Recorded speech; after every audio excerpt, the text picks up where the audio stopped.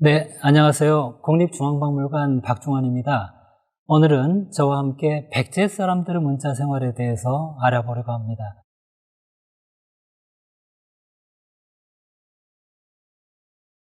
백제는 660년까지 전속했었던 그런 나라이죠. 조선시대 때 만들어졌던 한글은 그때 당연히 없었습니다. 백제는 부여족의 한 갈래였었던 원조라고 하는 사람이 이끄는 집단에 의해서 한강 유역에서 먼저 시작을 했었죠. 백제는 우선 지리적으로 중국 본토와도 가까웠지만 한 군현들과 빈번한 교류를 통해서 중국의 문자 문화를 일찍부터 빠르게 고구려나 신라보다 먼저 수입했던 것으로 생각되고 있습니다. 백제는 이 사회가 원래 이 마한 영역에 부여족의 이주민들이 내려와서 만든 나라이기 때문에 지배층과 피지배층 사이에 이중적인 사회 구성을 가지고 있었던 나라였다고 생각되고 있습니다. 예를 들어서 왕을 가리켜서 지배층에서는 버라하라고 하는 부역의 계통의 칭호를 사용을 했습니다. 그런데 피지배층에서는 건길지라고 하는 한어 계통의 칭호를 사용하는 차이 같은 것들이 나타났던 것이죠. 지금 우리가 알 수 있는 백제의 문자 자료는 두 가지 형태로 남아 있습니다. 한 가지는 책에 실려 있다고 해서 문헌문이라고 부르고요. 쇠붙이 위에 쓴 금문이라든가 돌 위에 쓴 성문, 나무 조각 위에 붓글씨로 쓴 목간이라든가 책에는 실려 있지 않는데 땅 속에서 드러난 그런 문자 자료들이 있습니다. 통틀어서 금성문이라고 부르고 있습니다. 우리가 백제 사람들이 쓴 문장에 대해서 접근할 수 있는 그런 통로는 여태까지 삼국사기나 삼국유사뿐이었었죠. 자료가 너무 적었던 것이죠. 예를 들면 해왕대여 기록 같은 경우는 19자밖에 되지 않습니다. 한 왕이 십수년 동안 통치한 나라의 기록이 몇 줄 안 되는 거예요. 금성문은 문헌문보다 훨씬 더 다양하고 풍부할 뿐만 아니라 최근 들어서 발굴 조사를 통해서 새로운 기록들이 쏟아져 나오기 시작한 것입니다. 백제 사람들이 그때 직접 쓴 기록으로서의 진정성을 가지고 우리에게 백제 시대 사람들의 생활 모습을 비롯한 진솔한 그러한 정보들을 알려줄 수 있게 된 것입니다.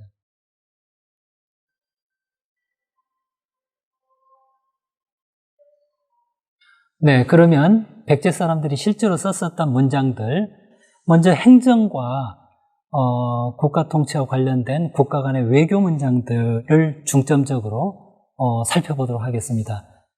백제 사람들의 호적은 부여의 공남지라고 하는 지역에서 발굴된 목간을 통해서 처음으로 확인이 됐는데요. 목간이라고 하는 것에 대해서 생소하시죠? 나무 조각에 쓴 붓글씨 형태로 나무를 깎아서 길쭉한 모양으로 납작하게 만들어서 앞뒷면에 붓글씨를 새길 수 있게 만든 그러한 필기도구였습니다. 지금 자료에 보이듯이 서부후왕은 오늘날 우리가 알고 있는 서울특별시, 중구, 도봉구 이와 같은 부분을 나눠놓은 구역이고요. 사달사라고 하는 사람의 가정에 소속되어 있는 가족 구성원들의 나이와 나이 연령대별 숫자 그리고 갖고 있었던 논과 밭의 넓이를 표현해 놓은 기록들이 나타납니다. 그런데 그 목간에 쓰여 있는 한자를 자세히 보시면 조금 이상한 글자가 하나 보이죠? 백제 사람들은 왼쪽에 설립과 입구부를 떼어내고 오른쪽에 있는 우구방만 가지고 부분을 가리키는 부서를 가리키는 다스린다는 의미의 부자를 썼습니다. 저것은 왼쪽에 있었던 전체를 나타내는 한문이 번거로웠던 것입니다. 번거로워서 간략하게 표기하는 문자 간략화의 하나의 그 시도라고 보이는데요. 이미 660년 이전에 존재했었던 백제에서 한문을 받아들이면서 복잡한 한자의 크기를 간략하게 표시하는 이와 같은 문자 간자화의 노력들이 이미 있었다고 하는 것을 알 수 있습니다. 그럼 이번에는 나라와 나라 사이에 서로 주고받았던 외교 과정에서 사용됐던 문장은 어떤 것이 있는지 그런 것을 한번 살펴보겠습니다. 자료에 보시면 나오는 사진은 우리에게 너무나 유명한 칠지도라고 불리는 칼이죠. 6가지가 나 있고 끝부분에 봉까지 포함해서 7가지라는 뜻의 칠지도인데요. 백제의 왕이 외왕한테 이 칼을 가지고 일본 열도의 여러 정치 세력을 다스리라고 하는 음각 금문이 있습니다. 쇠 위에 음각선으로 글자를 새기고 그 속에다가 가늘게 뽑아낸 금실을 채워 넣어서 글자를 완성했던 것입니다. 그러니까 이것은 금으로 쓴 글자인 셈이죠. 이 칠지도는 이와 같이 금으로 글씨를 쓴 문자 자료라고 하는 점에서 우리나라 고대 문자 문화 속에서 유례 없이 진귀한 필사 도구와 필사 재료를 사용한 최초의 사례가 됩니다.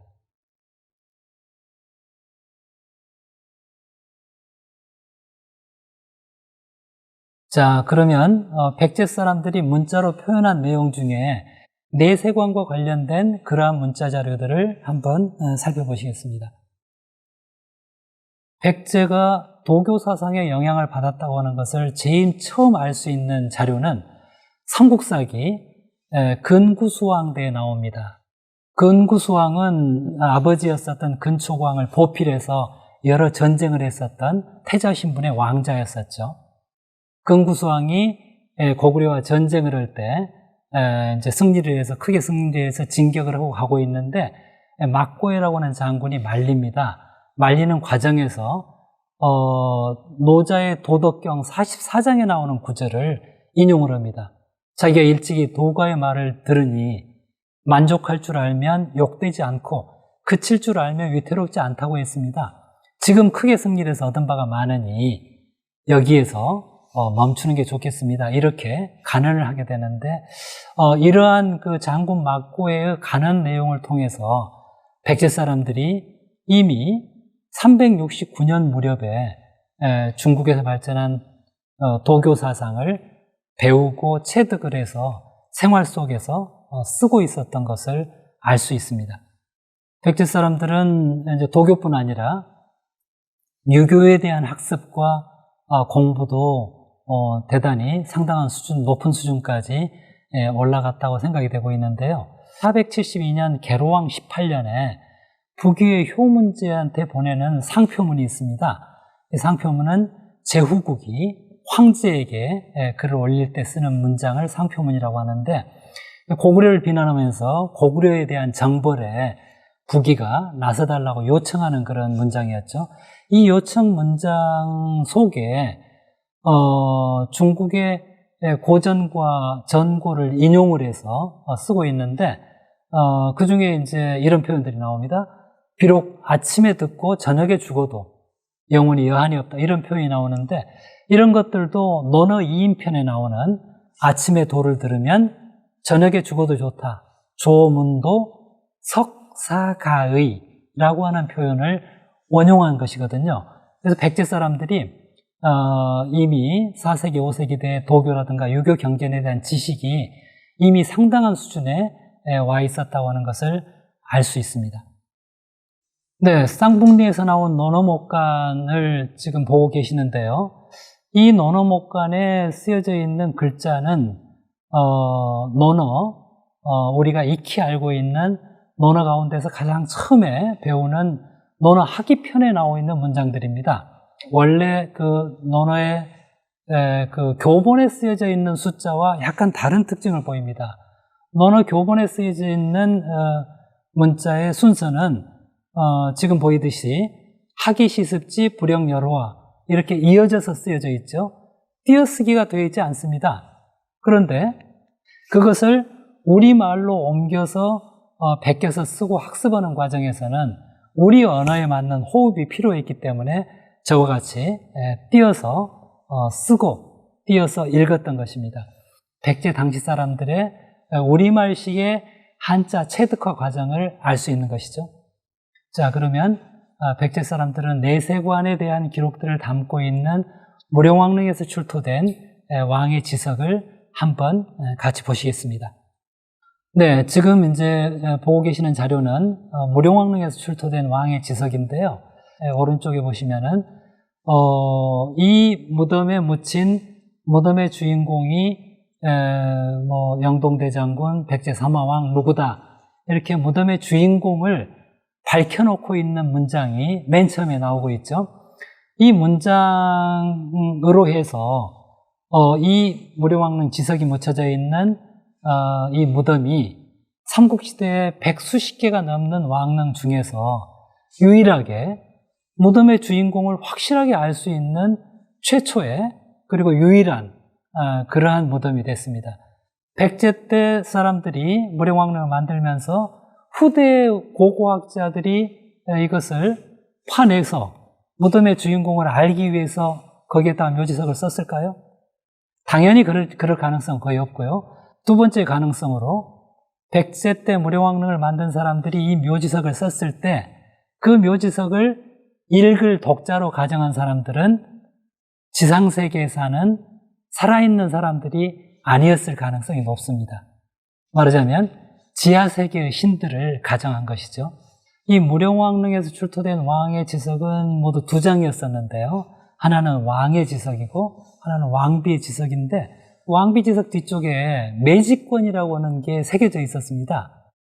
땅을 사는 문권, 그런 뜻의 매직권이 새겨져 있는데 도교 쪽에 남아있는 지하세계의 신의 그러한 그 체계들과 관련된 그러한 대상을 독자로 상정하고 그러한 신들이 지배하는 지하세계의 땅의 한 부분을 왕의 공간으로 매입하기 위해서 이 매직권을 사서 묻고 또 거기에 실질적으로 왕의 무덤터를 사기 위해서 중국에서 통용되는 오수전이라고 하는 동전 90매를 그 매직권 위에 올려놓고 매매 문서 형식으로 제작을 해서 넣었던 것입니다.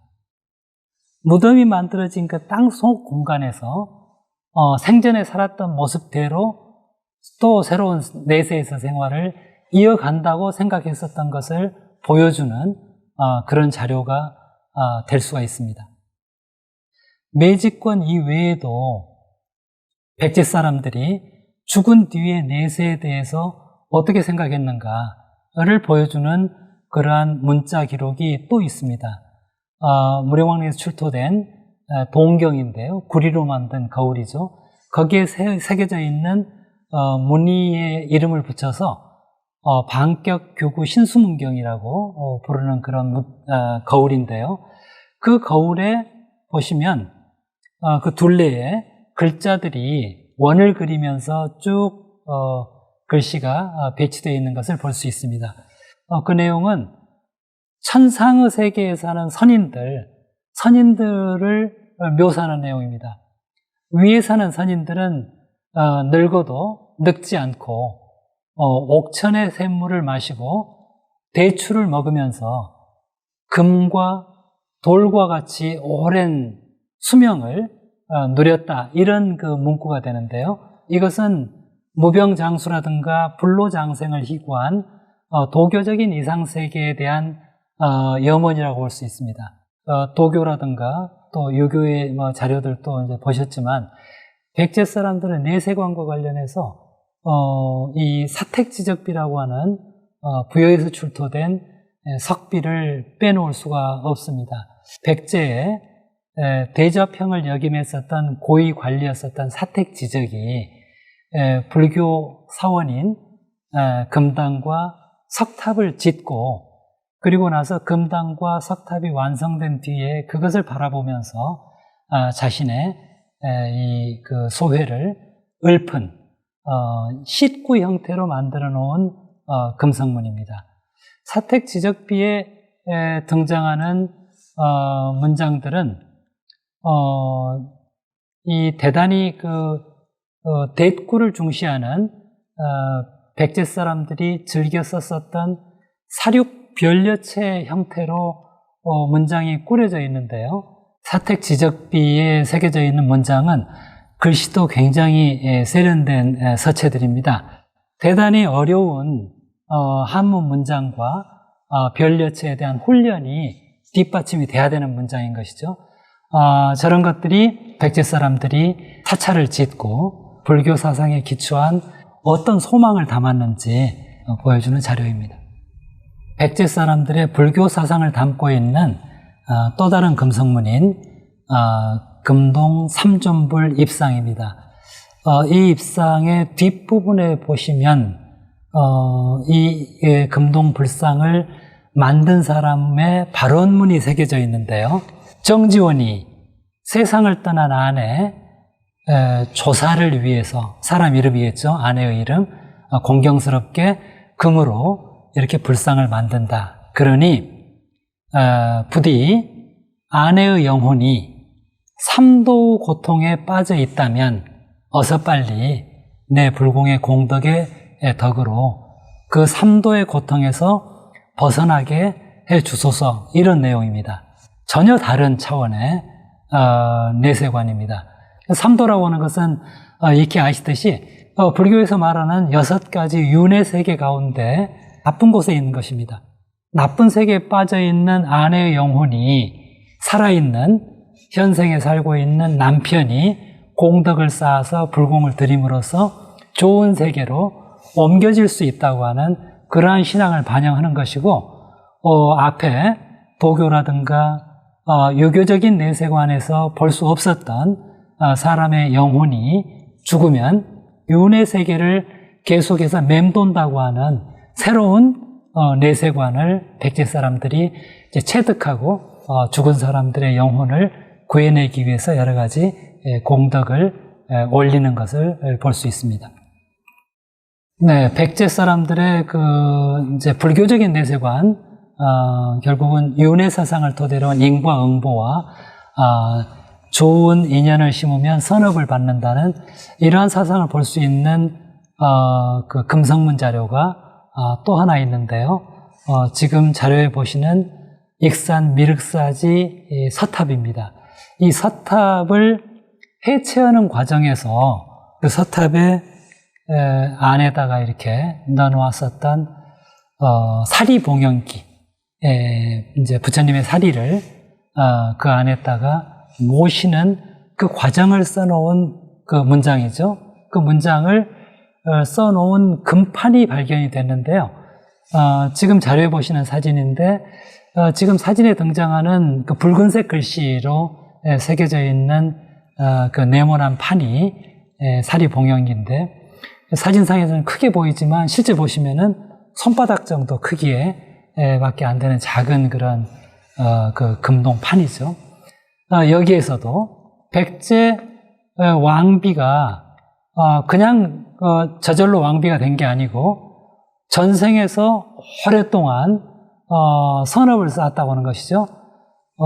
이 선업의 결과로 금생에서 그 뛰어난 그 보답을 받아서 왕비의 신분에 태어났다고 하는 그러한 윤회 사상과 선업 공덕 사상을 볼 수 있는 문장이 나옵니다. 저런 것들이 이미 백제가 사비시대 단계 익산 미륵사라든가 사비의 여러 절을 짓는 과정에서는 보다 더 이제 넓은 불교 사상에 기초한 내세관과 윤회 사상을 몸에 체득하고 있었다 하는 것을 알 수 있게 해줍니다.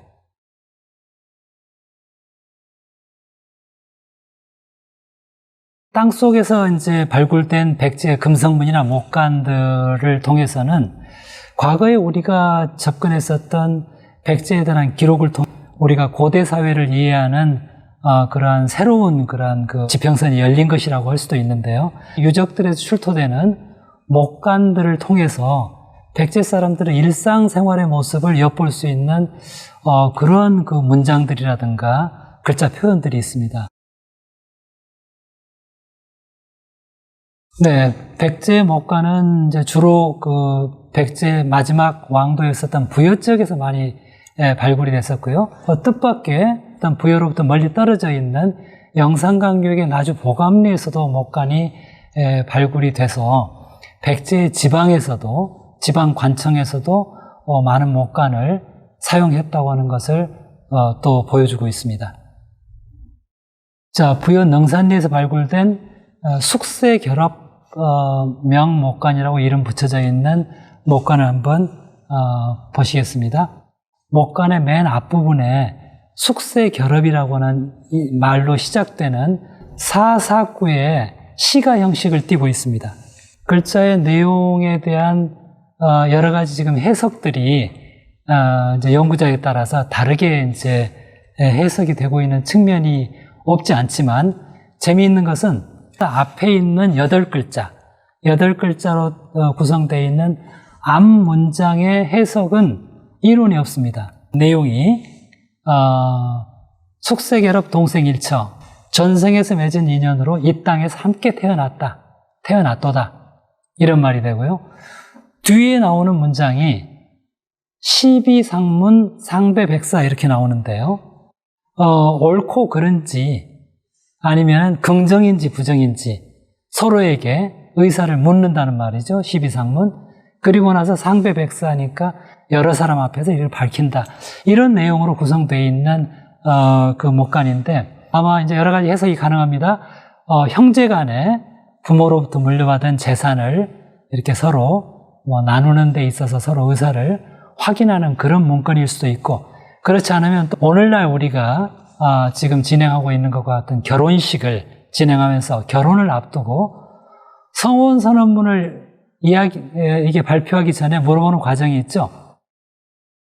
또 다른 부연 능산리에서 출토된 아까 숙세결합명 목관하고 같은 장소에서 나온 목관 가운데는 다른 사찰에서 또 다른 사찰로 소금을 보내는 그런 내용을 적은 그런 목관이 있습니다.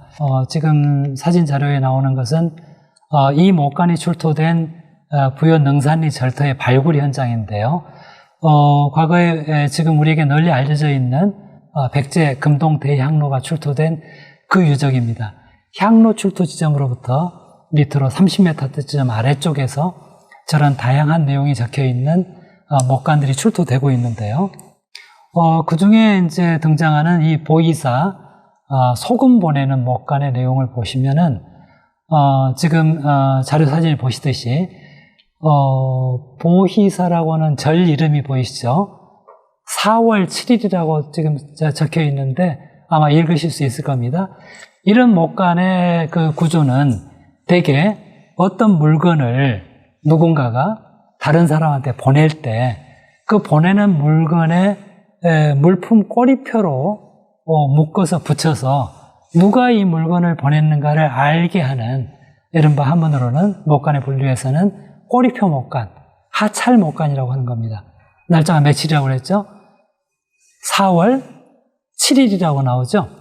4월 7일은 음력으로 우리가 알고 있는 석가탄신일 4월 초 8일에 하루 앞날이기 때문에 당시에도 부처님 오신 날을 경축하는 그런 축제가 있었던 것 같고, 그 축제에 소용되는 이 제수용품 같은 것들을 이 절과 관련 있는 다른 절에서 보냈던 것을 알 수 있게 해주는 문자 자료입니다. 지금 보시는 그 자료는 우리가 초등학교 때 배우는 산수에서 가장 기초가 되는 구구단이 있죠. 그 구구단을 써놓은 목관입니다. 이 구구단은 자세히 보시면은 점점 좁혀져서 내려오다가 4단, 3단, 2단에서는 점점 줄어듭니다. 이렇게 해서 모든 구구단의 전체를 적지 않고 중복이 되는 것들을 빼나가면서 적었던 것입니다. 복사와 같은 기능이 그때는 없었기 때문에 이 사람들은 글자를 한자 한자 쓴다고 하는 게 대단히 시간이 걸리고 공력이 들고 어려운 일이었기 때문에 중복되는 것을 2번 쓸 필요가 없다고 생각했다는 것이죠. 지금 우리가 영위하고 있는 문자 생활과 백제 사람들이 영위하고 있는 문자 생활의 질적인 차이가 어마어마하게 큰 것이었다 하는 것을 구구단 목관을 통해서 우리가 느낄 수 있습니다. 자, 또 다른 목관 하나 보시겠습니다. 나주 보감리에서 출토된 대사촌 목관이라고 하는 목관인데요.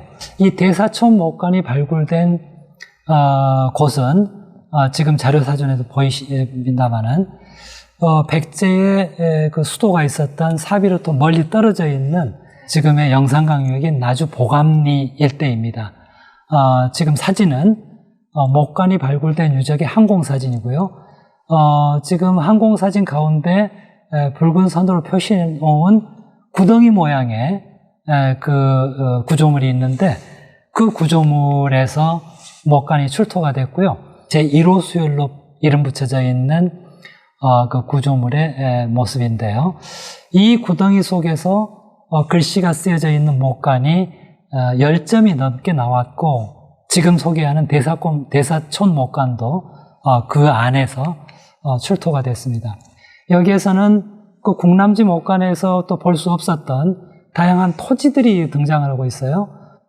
수전이 나오고 또 하나는 경수전이라고 하는 게 나오는데 경수전은 물이 잘 들어오는 논, 이런 뜻으로 구분이 됐었던 특별히 좋은 논이라는 뜻의 토지 분류법이었다고 생각이 됩니다. 아래쪽에 가서 보면은 밭일형이 나오죠. 밭일형을 가리키는 백전은 흰 백자에다가 밭전자를 쓰는데 저거를 위아래로 포개서 하나의 글자를 만들어 놨어요. 저런 글자는 나중에 우리나라에서는 이어지지 않고 오히려 일본으로 건너가서 일본에서 오늘날 쓰여지고 있는데요. 일본에서 밭을 가리키는 하다케라고 하는 표현이 바로 저 글자를 쓰고 있습니다. 저 글자의 처음의 시초가 백제 사람들이 먼저 사용했다고 하는 것을 알 수 있는 자료가 백제의 목간을 통해서 확인이 되고 있는 것이죠. 이처럼 생산 수단인 농경지의 종류별 면적과 거기에서 나온 소출량을 꼼꼼하게 기록한 그런 목간입니다. 저런 소출량을 저렇게 꼼꼼하게 기록했던 것은 무슨 목적으로 했을까요? 당연히 저것은 국가에서, 지방관청에서 세금을 걷어들이고 국가에서 필요한 생산 수단이라든가 생산량을 저렇게 세세하게 이미 1400년 전부터 기록해 가고 있었다고 하는 것을 보여주는 자료입니다. 자, 또 다른 목간을 하나 보시겠습니다. 부여 구아리에 중앙성결교회 부지를 이제 그 교회를 새로 신축하면서 그 구지를 발굴하는 과정에서 출토된 목간인데요.